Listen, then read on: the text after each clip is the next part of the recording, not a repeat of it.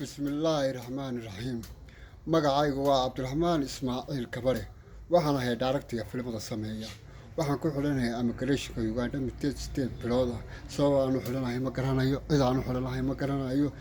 madaxweynaha Jamhuuriyadda Dimuqraadiga Soomaaliya Maxamed Cabdullaahi Farmaajo waxaan ka codsanayaa inuu lawyer ii soo diro waxaan ku xulanahay immigration Uganda waxaan ahay director filimada sameeya markaa madaxweyne waxaan si sharaf leh cisle kaaga codsanay madaxweynaha Jamhuuriyadda Dimuqraadiga Soomaaliya Maxamed Cabdullaahi Farmaajo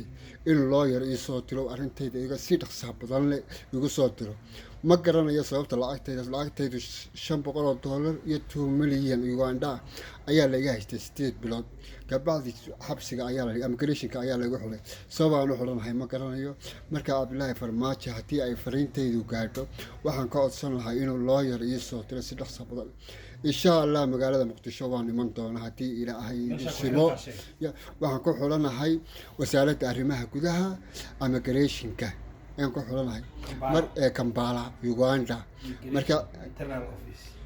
Maxamed Cabdullaahi